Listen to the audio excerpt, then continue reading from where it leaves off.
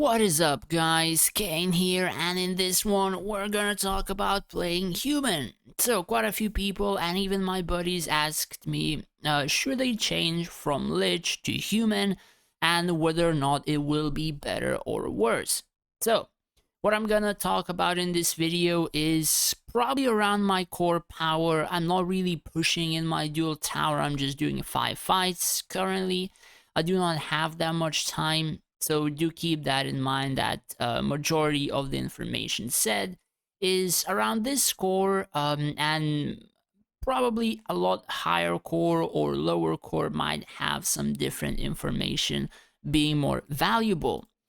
So for majority of the time, again, I played Lich, and there is a very specific reason as to why. And we have to actually touch on that in this particular video, because if you would swap to human, you actually have to realize what or rather what you will lose.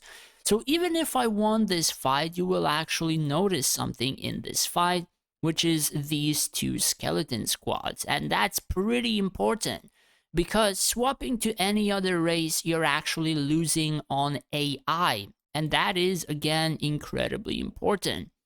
So you have these two skeleton squads, and the second skeleton squad is instantly pincering one side. Now you probably don't think that this means much, but this actually means a ton. As you can see, they one hit Alana into Solantra's invincibility. My Tiadrin procced her shield, so for example, these two heroes are not dying instantly. Keep in mind that shield is like millions and millions of HP. So if that shield didn't proc, majority of these heroes would probably be dead pretty quickly. And this is the type of thing that people will be losing.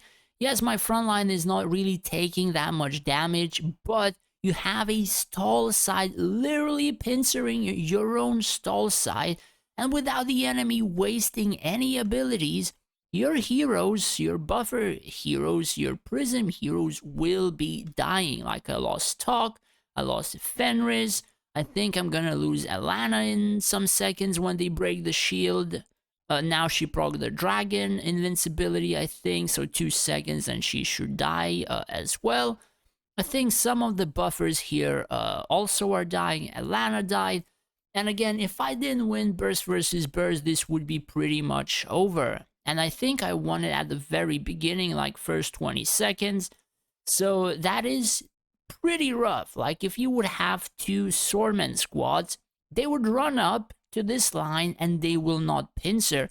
They will stand behind each other and they will wait until they can fit in the rank, and even if they take damage, they will just stand and do nothing.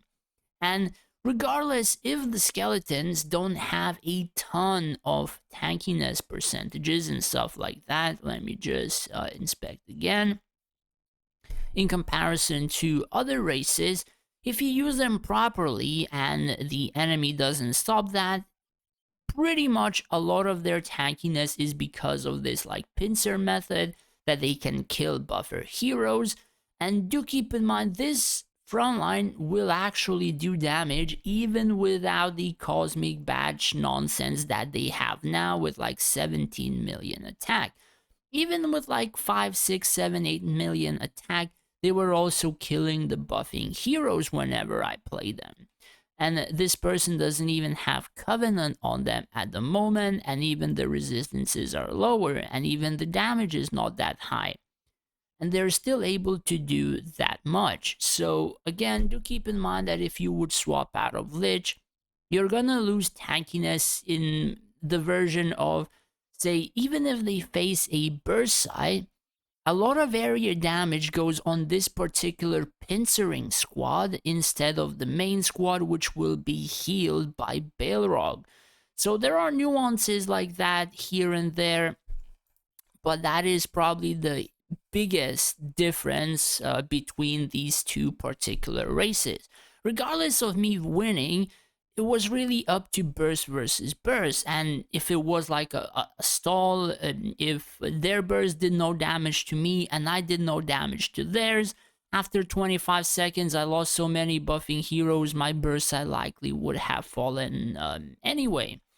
And that's again pretty much in terms of regarding differences of races per se. That doesn't mean I cannot win in PvP or stuff like that. It just becomes a little bit harder. So in comparison, we have to use another thing in terms of the tankiness. So whenever you have, say, tier 19 or 20 frontline, the Lich race can actually revive one tier higher. And even that actually adds some tankiness. And not only just HP, there is some inbuilt damage mitigation or reduction or something like that. If, for example, tier 18 archers would be hitting tier 19 frontline, there will be some damage reduction between the tiers in comparison to when, say, a tier 19 would damage tier 19. The damage vastly exceeds the difference. Like, basically, let's give a comparison in terms of the archers. So I have tier 18 archers with 26 million attack. If the archers were tier 19 and even 24 or 23 million attack, the tier 19 archers would actually do more damage than the tier 18 to a tier 19 squad, if you understand what I mean. There is some nuances here, and I've tested myself before, and it's just huge chunks of damage versus barely doing any damage whatsoever. So yeah, that is some stuff right there to note in terms of the frontline being just a tad bit tankier, since again these skeletons don't have a lot of buffing say skills in comparison to, say, human swordmen. Human swordmen have reduction from arrows, javelin, darts, and bullets, which some rogues, and mechs get reduced. Have warrior's pride, which grants damage mitigation 50%. And then you have magic shield, which reduces magic damage taken and doubles during morale boost. So this also makes swordmen kind of tanky, but in comparison to a particular playstyle of, say, Lich skeletons, in some cases Lich skeletons still can be better. In some cases, swordmen can feel like they are immortal. So with the current Cosmic Badge edition, and me not really wanting to just, keep resetting this thing, it honestly, it would just become incredibly boring to every second week just, redo this while staying Lich or whatever, and stuff like that. I just decided to not reset, just try to play a particular race and just try to insert one archer squad and see how it performs. And honestly, what I can say is that this value right here is actually incredibly fake. So I tested this with the Rakan race. Not here. Let me just go on to this. So I tested it with Rakan race. My Rakan archers were like 26 million attack. So prior to this, prior to like a ton of resistances or whatever, my Rakan archers were doing 1 to like 2 billion damage. Literally in PvP, 1 to 2 billion damage. Now with like a couple of features added, and like the attack value raised by like 5 times, 6 times, the Rakan archers were doing 500,000 damage, like 600,000 damage. That type of Rakan archer should be able to do incredible amounts of damage, and in the end, like, it does seem that this particular attack value is actually fake or something. I'm not entirely sure what the hell they have done, but it feels like from when the archers were like 5 or 6 million attack, they actually raised to maybe 7, 8 million of their attack, and they are still useful. But this 25 million is actually so fake that it's crazy. I mean, in terms of my stats, let me just show you my archers so you would understand what I mean. My archers have 4.6 attacks per second, a ton of accuracy, 90% crit, close to 500% crit damage, and Covenant, I think I have 100% physical damage. I think I had more, but then I think I reset, which one? I think I purified this one and then I got like too close to max crit damages and then I just decided to take it because I only had two physical ones. So, yeah, that is pretty much for my archers, and they do a ton of damage in events in particular. So I'm not sure if maybe adding like 40% more physical damage would actually have a ton of difference, but I don't really know, man. Like, in terms of what I see, the archers didn't receive almost any buff from Cosmic apart from maybe 1 to 2 million attack, and that was pretty much the biggest difference. Now, for say HP percent damages, like say Sylvani archers, perhaps Lich mages, the attack value increase likely increased a ton of HP percent damage or possibility for that. But in the general case, like archers, for me and a few others in PvP, I don't think they perform that well.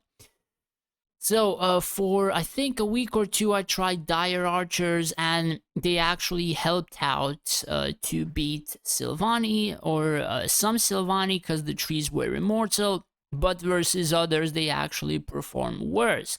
So when I swapped to Zen ones, they actually performed against majority of the other races. But again, I'm not really seeing that many, say, Sylvani at the moment.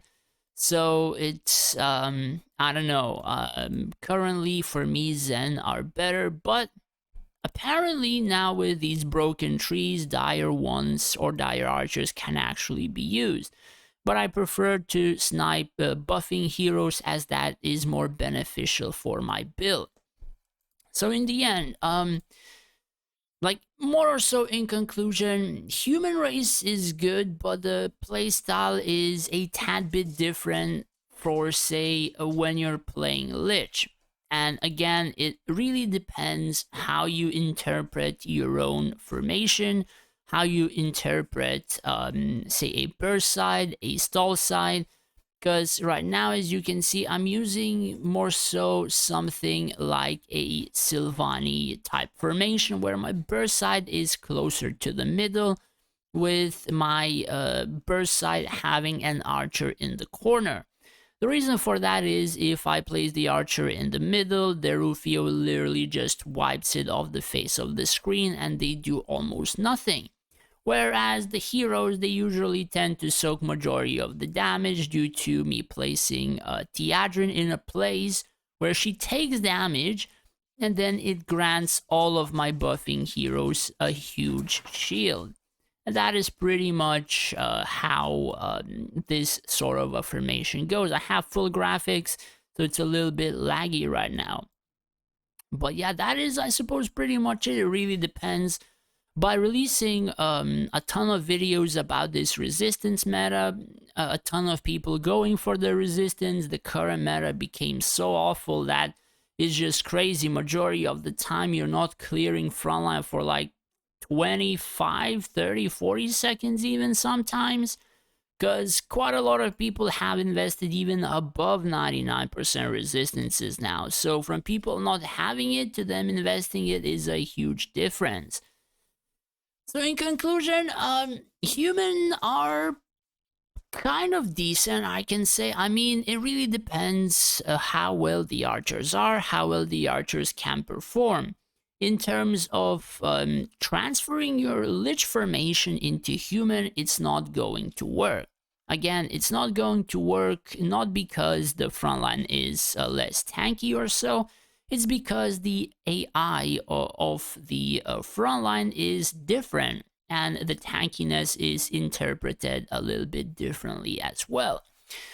So for me, I'm trying to adjust to a new race. I'm not sure. I tried going back to Lich. And when I tried Lich, it wasn't like fully decked out as I did before, but then my skeletons just got deleted off the face of the earth, and I was like, well, shit.